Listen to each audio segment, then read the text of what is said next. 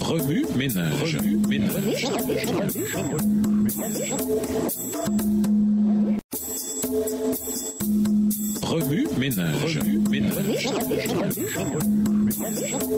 Bienvenue à votre émission Remue ménage. Voilà la leçon de lundi, l'un de ses plus petits. Lisons 2 Corinthiens 9, les versets 6 à 9. 2 Corinthiens 9, les versets 6 à 9. Sachez-le, celui qui sème peu moissonnera peu, et celui qui sème abondamment moissonnera abondamment. Que chacun donne comme il l'a résolu en son cœur, sans tristesse ni contrainte, car Dieu aime celui qui donne avec joie. Et Dieu peut vous combler de toutes sortes de grâces, afin que, possédant toujours en toutes choses de quoi satisfaire à tous vos besoins, vous ayez encore en abondance pour toute bonne œuvre. C'est ainsi que le Christ décrivit à ses disciples la scène du grand jour du jugement, alors qu'il se tenait sur le mont des Oliviers. Il montra que sa décision dépendrait d'un seul facteur. Quand les nations seront rassemblées devant lui, il n'y aura plus que 2 classes, dont la destinée respective sera déterminée par ce qui aura été fait ou négligé par rapport à lui dans la personne des pauvres et des affligés. En ce jour-là, au lieu de présenter aux hommes la grande œuvre accomplie en leur faveur par le don de sa vie pour leur rédemption, il présentera l'œuvre qu'ils auront accomplie pour lui avec fidélité. À ceux qui seront placés à sa droite, il dira « Venez, vous qui êtes bénis de mon Père, recevez en héritage le royaume qui est préparé pour vous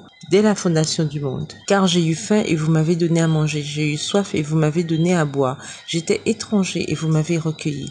J'étais nu et vous m'avez vêtu, j'étais malade et vous m'avez visité, j'étais en prison et vous êtes venus vers moi. » Mais ceux à qui le Christ adresse ses éloges ne savent pas qu'ils lui ont rendu des services. À leurs questions inquiètes, il répond « Dans la mesure où vous avez fait cela à l'un des plus petits de mes frères, c'est à moi que vous l'avez fait. » Jésus avait dit à ses disciples qu'ils seraient haïs de tout le monde, persécutés et affligés. Plusieurs seraient chassés hors de leur maison et réduits à l'indigence. Beaucoup d'entre eux seraient jetés dans la détresse par la maladie et par les privations. Plusieurs seraient incarcérés. À tous ceux qui, par amour pour lui, abandonnaient amis ou foyer, il avait promis le centuple dans cette vie. Maintenant, il promet une bénédiction particulière à tous ceux qui exerceraient un ministère d'amour en faveur de leurs frères. À chacun de ceux qui souffrent pour mon nom, dit Jésus, vous devez me reconnaître moi-même. Ce que vous feriez pour moi, faites-le pour eux. Vous prouverez ainsi que vous êtes vraiment mes disciples.